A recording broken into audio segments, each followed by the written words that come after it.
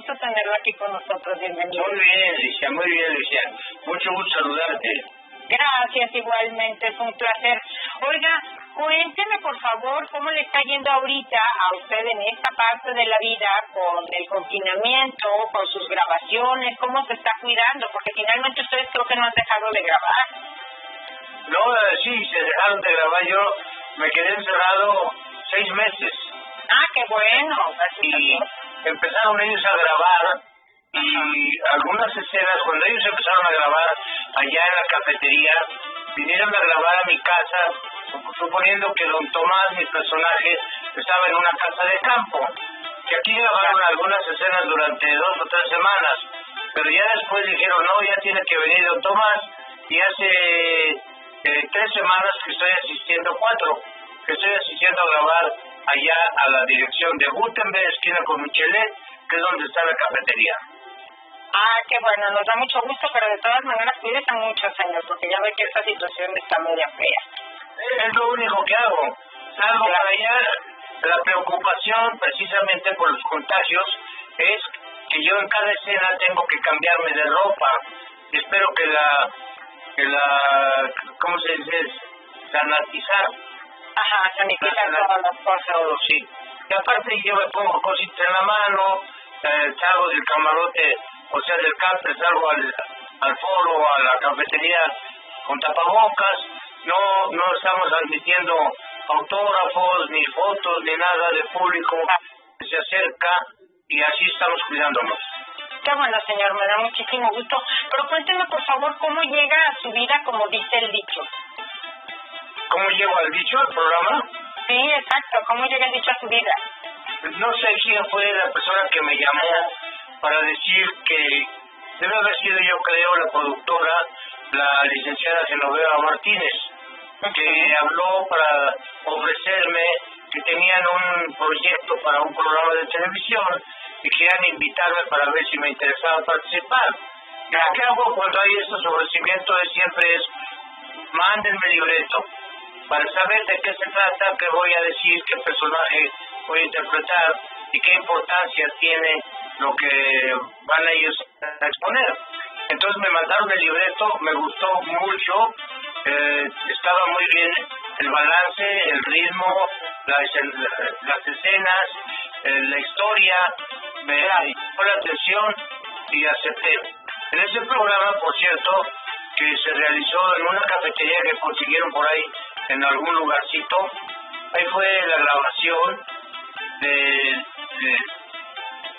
fue la grabación del primer capítulo y hubo algunas escenas que salían de un cementerio, porque en el primer programa mi esposa era Queta Laval y en el primer programa quedé viudo. ¡Rapidísimo! Sí. Y entonces decidían mi hijo, que era mi hija era Alejandra Procuna y mi hijo era Sandati, era el matrimonio, y tenía una hija soltera licenciada, y cuando quedaba viudo ellos dos comentaban que iban a hacer con el viejo, el papá, porque me consideraban viejo, ¿no? Pero viejo es lo que no sirve.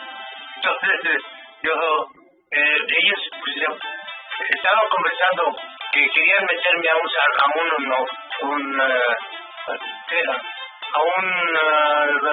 ¿asilo? A un asilo. Querían meterme a un asilo, que alguien dijo, no, él quiere trabajar. No, pero yo creo que ellos pensaban que por mi edad, a lo mejor era meterme a un asilo. Y entonces acordó la esposa de mi hijo, dice, ¿por qué no hacemos una cosa? Que viva unos días contigo y otros días con nosotros. Muy buena idea, sí, como no, muy como no. Y la esposa de mi hijo me dice a mi hija, dice, mira, que viva 3 meses contigo y una semana con nosotros. Ah, ok. Muy balanceado el asunto. Bueno, me gustó mucho el programa. Estamos hace 10 años. 10 años ya de grabaciones prácticamente sin parar, o sí, de repente descanso. No. Prácticamente yo solamente grabo por lo regular las escenas donde mi personaje está en la cafetería, que soy el dueño. Sí, y algunas, muy rara vez, salgo a grabar en alguna locación, pero por lo regular en 1 o 2 días se graban las escenas que se graban conmigo. Ay, pero los demás personajes andan, como no tenemos foro ni estudio en Televisa, andan buscando unas personas las locaciones indicadas cuando el programa requiere una escuela, una cárcel, un hospital, un jardín, todo eso están buscando esas personas investigadores. Y ahí la van realizando 10 años y sí primero pasaba los 5 días a la semana, pero ahora está pasando también sábados, a veces pasa domingos y a veces pasa en otros canales que no sé ni por dónde, y espero que estos que cobran las regalías de las repeticiones lleguen a mi destino. Ojalá, señor, ojalá, de verdad que sí. Oiga, ¿se acuerda de cómo fue su infancia? ¿Infancia? Ajá. Maravillosa, tuve unos padres extraordinarios. Ajá. Mi papá era abogado y por su profesión lo turnaban de juez de distrito en diferentes lugares. Cuando mi papá terminó su carrera, estaba la Revolución Mexicana. Mi papá nació en 1882 y no tenía trabajo por la Revolución. Entonces decidió irse a Estados Unidos y se fue por El Paz, por Piedras Negras, se brincó a Estados Unidos, de ahí se fue a San Antonio, siguió ahí estudiando, aprendió inglés perfecto y se fue a Chicago. Mi papá, para presentar lo que clase de padre tuve en Chicago, llegó a escribir unos artículos en un periódico que se llama Raza, que existe todavía, y que llegó a ser el director del periódico. ¡Wow! Oiga, pero... Ajá, dígame. ¿Qué te parece? ¿Qué gran padre?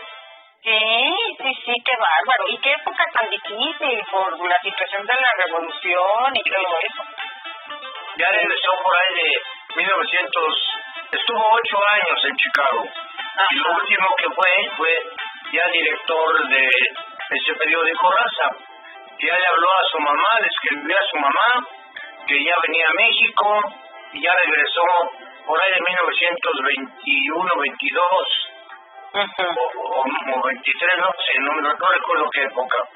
Y se casó con María Cristina Ortega, que es mi mamá, que nació en Chilotepec, Estado de México, y fue una maravillosa, encantadora y cariñosa madre. Ay, qué bonito. Oiga, pero creo que usted perdió años de escuela, ¿no? Por una enfermedad, algo así. Eso ya es chisme, ¿eh? Ok, entonces no. No, sí. No, lo que pasa es que yo perdí años de escuela porque estando en Pachuca, en la Julián Villagrán, estaba yo cursando el cuarto año, y me dio fiebre de Malta, que es una enfermedad que de repente te sorprende fiebre, y me empezaba la fiebre a las 11, 12 del día, y a las 5 de la tarde ya yo tenía 40 grados de calentón, de fiebre, pues ya era muy alto, y yo tendría más o menos 11 años de edad. Sí, empezaba yo cuarto año, tenía yo 11 años de edad, y obviamente dejé de ir a la escuela porque mi debilidad ya no me permitía, y pensaban los doctores, 2 doctores que me atendieron, que uno decía que tenía yo tuberculosis y otro decía que tenía tifoidea, pero ninguno de los dos atinaba y no había medicina que me curara. Entonces mi pobre madre pues estaba sufriendo y estaba angustiada, y vinimos a México de Pachuca, que allá vivíamos. Primero allá en Pachuca me vieron algunos médicos, no encontraban, me trajeron a México.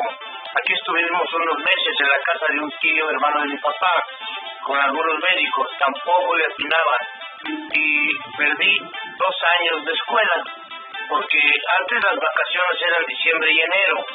Claro, empezó la enfermedad en el mes de principios de octubre, y se me quitó en finales de abril del año siguiente. Por eso perdí 2 años escolares. Pero pasaron cosas muy... Como estoy escribiendo mis memorias, estoy recordando algunas cosas. Y recordé de que cuando estábamos en México, mi mamá le ofreció a la Virgen de Guadalupe en la villa que cuando me aliviara me iba a llevar a comulgar a la villa de Guadalupe, hacia México. Y entonces, cuando hice mi primera comunión, fui muy travieso, muy tramposo, pero era un niño que por jugar hacía esas cosas, no las hacía por hacer daño ni nada. Cuando estaba en el catecismo, había ahí un orden de que los que estaban en primera fila en el catecismo nos enseñaban el Ave María. No, después en la siguiente fila era el Padre Nuestro y después los mandamientos. Luego Dios, todas las oraciones. Entonces yo estaba aprendiéndome el Ave María, me la aprendí y me brinqué el Padre Nuestro, me fui al credo, y luego los mandamientos, y así me iba yo brincando 2, 3 oraciones.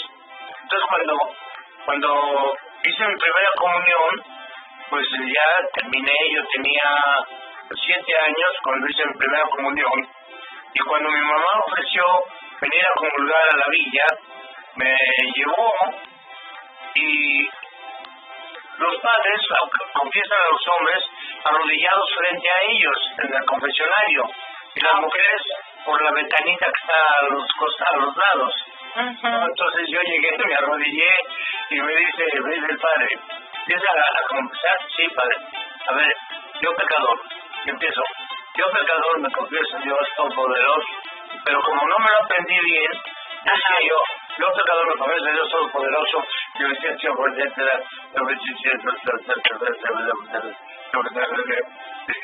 padre, no te entiendo, perdón, yo pecador me confieso a Dios Todopoderoso,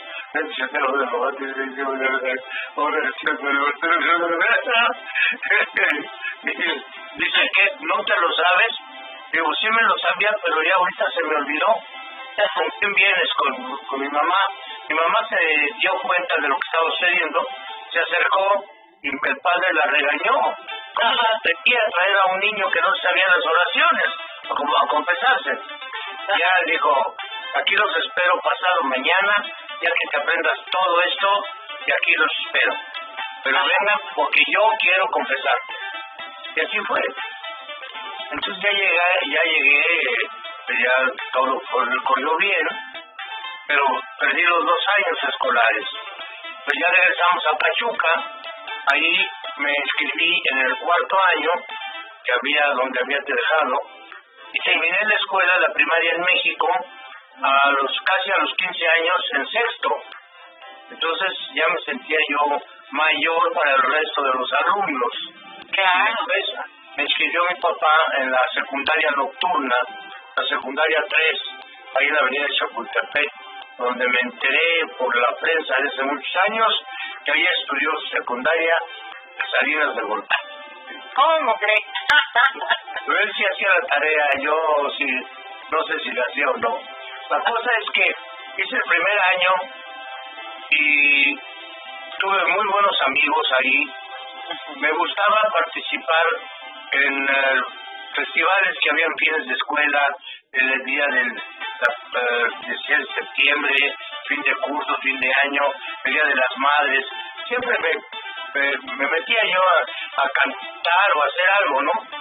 Y después de estar en la secundaria nocturna, el segundo año trabajaba yo de repartidor de zapatos, porque trabajaba en el Boceguí, que antes era la mejor zapatería de México, en la calle de Bolívar.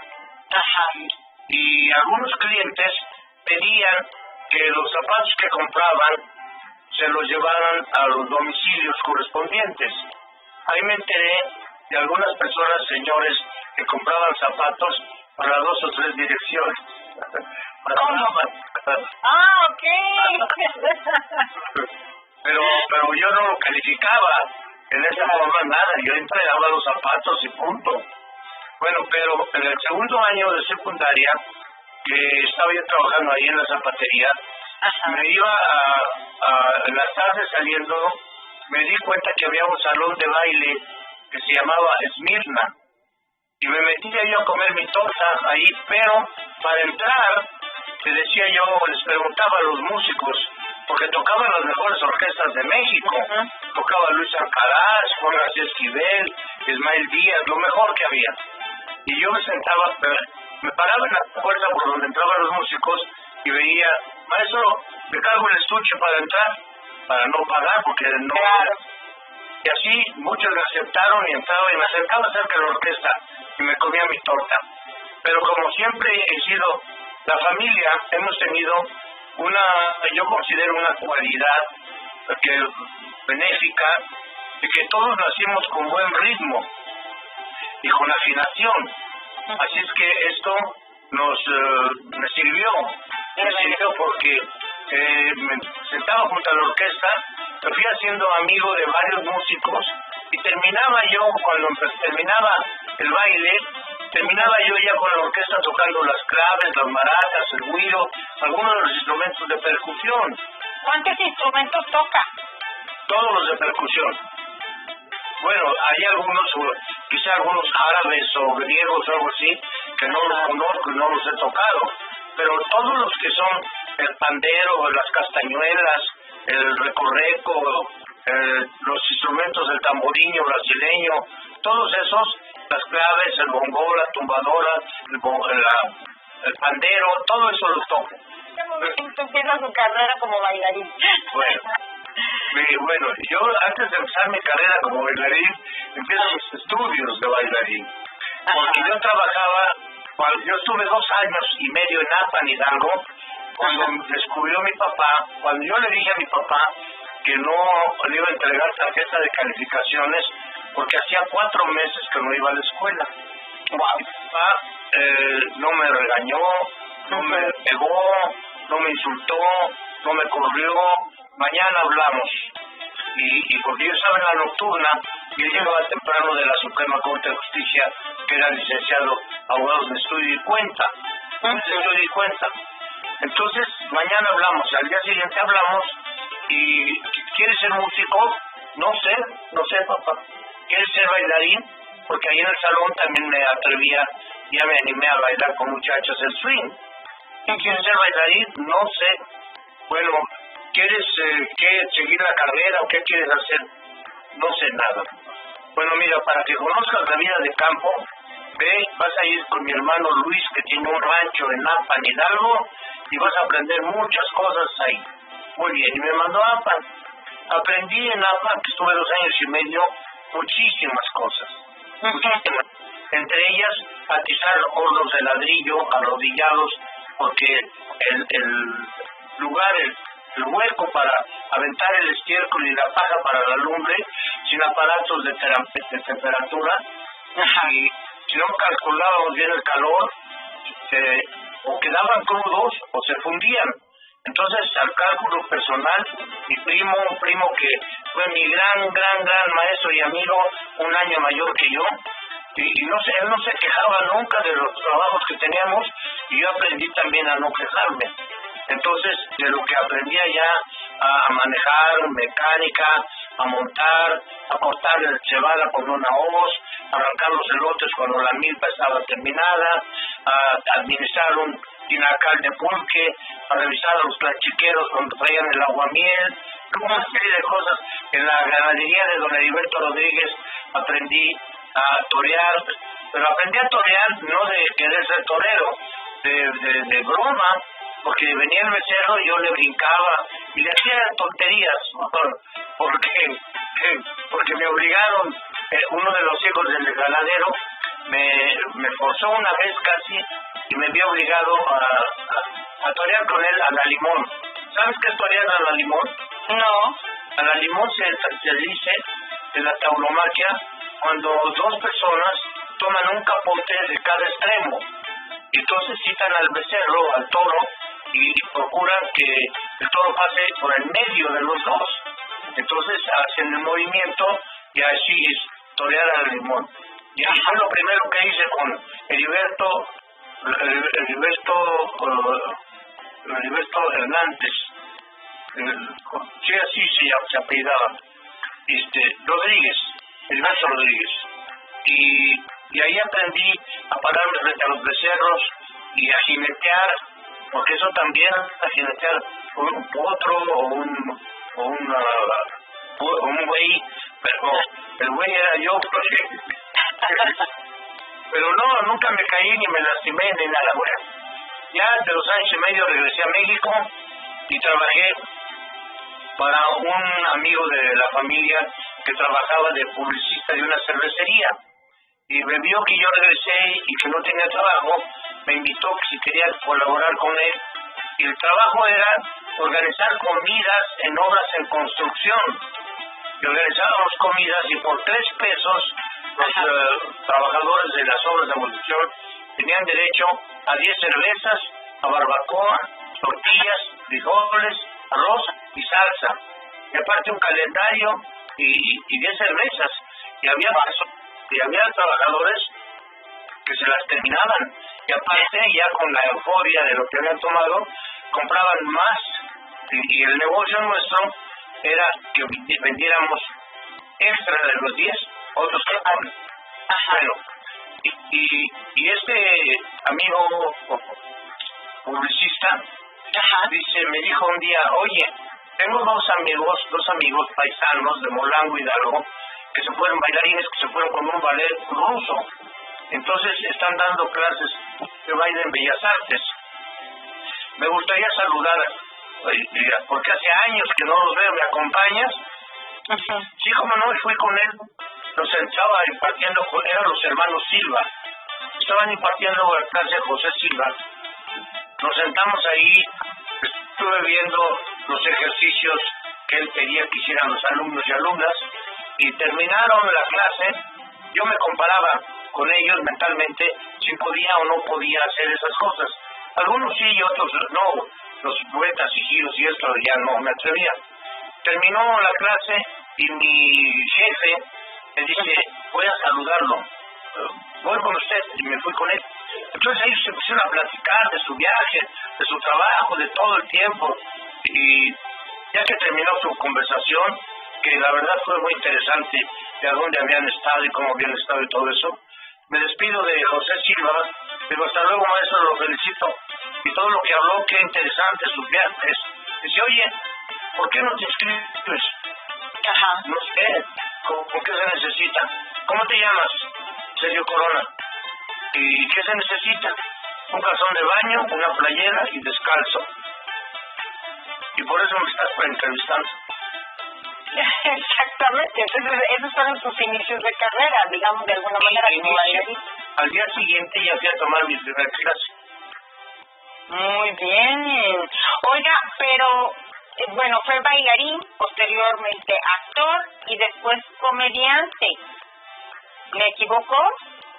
No te equivocas, pero el comediante ya fue profesional el nombre.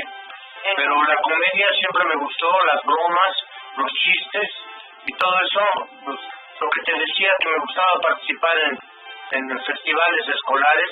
Una vez en Pachuca, antes de regresarme a México, cuando tenía yo ya tenía yo 12 años, me tocó hacer un personaje de un indito, que con una alumna que hacía de indita, mi pareja, teníamos que hacer un pequeño sketch escolar. Y en el sketch, yo de indito, y además la niña con la que lo hacía me gustaba mucho, y tenía yo que decirle, aunque Ancina pueda darte un beso en la mejilla, ¿no? Pero como me gustaba, antes de entrar a la escena le dije, oye, me gustas mucho, ¿quieres ser mi novia? Y casi no lo pensó, pero lo pensó y dijo, sí. Y ya entramos a hacer el sketch, yo nervioso, casi temblando de la emoción y todo.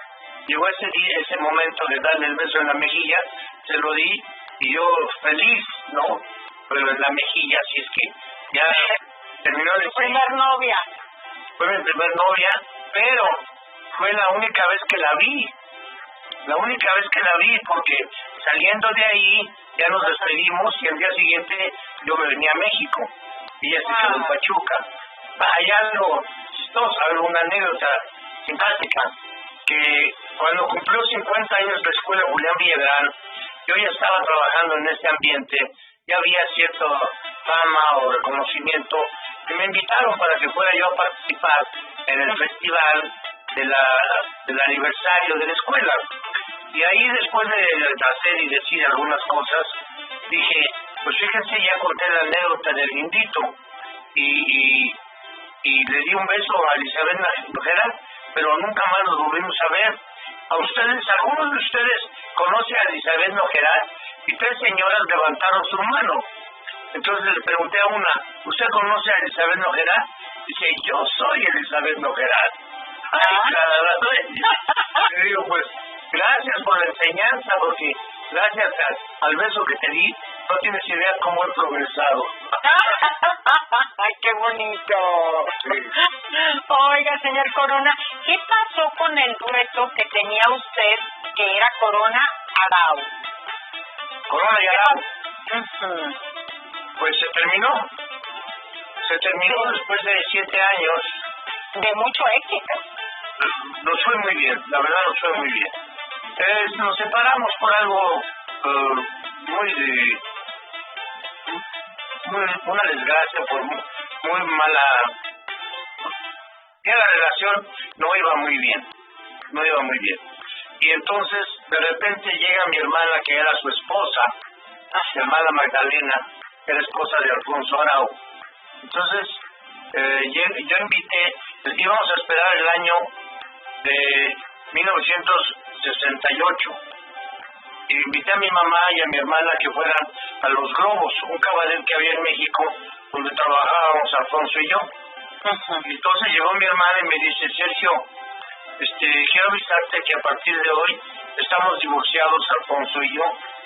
Fue un impacto durísimo, porque yo conocía todas las cosas y la conducta de Alfonso y todo esto, pero yo nunca me había enterado de que se llevaran tan mal que se iban a divorciar, ¿no?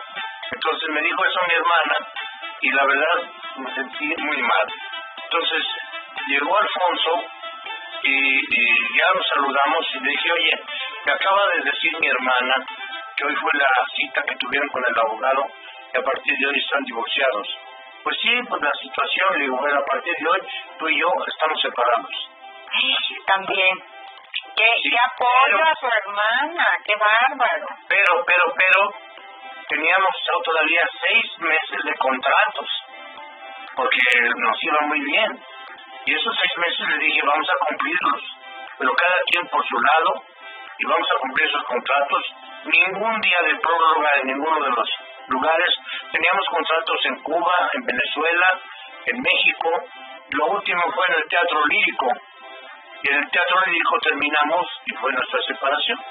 Y por eso fue la separación de Corona y Arau. Pues muchas felicidades, porque finalmente yo creo que su hermana le ha de haber agradecido en ese momento todo el apoyo que le dio. Sí, no, en ese momento y siempre.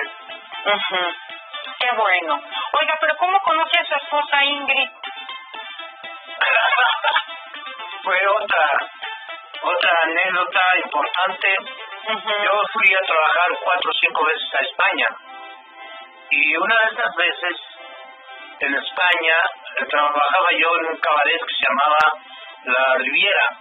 La Riviera se llama un río que pasaba a un lado de este cabaret, que allá les dicen sala de fiestas. No es cabaret, sala de fiestas. Y estaba trabajando y me iba muy bien. Y trabajaba también en el mismo espectáculo un francés, que era el primer travesti que conocí, de mujer, que se veía se veía bonita, muy simpático. Su show era de que cantaba, y una de sus canciones con la que cerraba era una canción que se llama Sibón, Sibón. ¿La has escuchado? Que dice Sibón, Sibón, Sibón, Sibón. Ah, sí, claro, sí. Francesa. Y él con esa canción decía las demás letras y todo, pero combinaba entre las mesas del público y hacía bromas con los señores y con las señoras hacía bromas de que me permite darle un beso a su esposo, cosas de ese tipo, ¿no? y también les hacía bromas a ellas, ¿no? Y funcionaba muy bien. Y yo trabajaba, hacía mi show, pero nos dijeron, el 31 de agosto se termina la temporada. Bien, yo tenía un contrato para Barcelona al día siguiente, no el domingo, sino a la siguiente semana yo tenía un contrato en Barcelona. Y les dije que no podía porque tenía ese contrato. ¿Cómo se llama el lugar? Ya les dije. Y pues conocemos al dueño, vamos a hablar que se posponga el contrato para después, porque vamos a continuar 2 semanas más. 2 semanas más, bueno, 2 semanas. Y esas 2 semanas salió un contrato más en España. Bueno, se fue Cochinel, el travesti se fue. Y él no podía quedarse más. Y en lugar de él vino un ballet de Paula Stoll, que venían de Monte Carlo, de la isla o del país de Monte Carlo, y vienen a trabajar aquí, donde venían 10 bailarinas, había unas inglesas, unas 2 francesas, 2 austriacas, españolas no había, un bailarín, entre las inglesas, italianas, francesas y austriacas eran las 10. Y la directora, coreógrafa, Paula Stoll. Entonces, y yo soltero, no había estado casado, nada. Veía yo las bailarinas, pues obviamente, las inglesas eran las que se iban de fiesta, y me invitaron a irme de fiesta con ellas. Yo, muy bien. Y había de las 2 austriacas, bonitas las 2, a una de ellas, íbamos a hacer una gira en España antes de irme a Barcelona. Íbamos a hacer una gira. Y tenía yo un coche. Entonces le dije a una austriaca que si quería acompañarme para no viajar solo, que quién sabe qué. No de tramposo, puede ser de coqueto, sí puede ser. Y entonces me dijo que sí me iba a acompañar. Y al día siguiente me dice, fíjate que no voy a poder acompañarte porque sí me regreso a Italia a casarme. Y yo dije, y la otra austriaca ya se había enterado de que le había propuesto el viaje a esta, ¿no? Y la otra austriaca es mi esposa. Entonces le dije a ella que si me acompañaba. Me dice, ¿tienes espacio para mi equipaje? Sí, ¿cómo no? Pues por favor te llevas mi equipaje porque en el autobús se maltrata mucho. Pero vienes tú. No, yo no voy, yo voy con... si no vienes tú, no vienes tu equipaje. Pero bueno, ya la convencí, ya vino, y ya empezó una amistad, una relación, bien, todo. Y no sé si tenga que aclararlo, pero sí te lo digo, que fui muy respetuoso con ella. Y entonces, de nada de movida, nada de nada. De nada. Y mira, ¿cuántos años de casado? 56. Muchas felicidades, muchísimas felicidades. Muchísimas gracias, señor Sergio Corona, por haber estado con nosotros. Eres muy bonita, muy amable. Muchas gracias. Qué bonitas flores te respaldan. Gracias. Tienes una sonrisa muy agradable, muy amable. Al contrario, gracias a usted y gracias, amigos de En la Línea con Ligia Robles, por haber estado con nosotros. No se pierdan nuestro siguiente programa aquí en La Línea con Ligia Robles.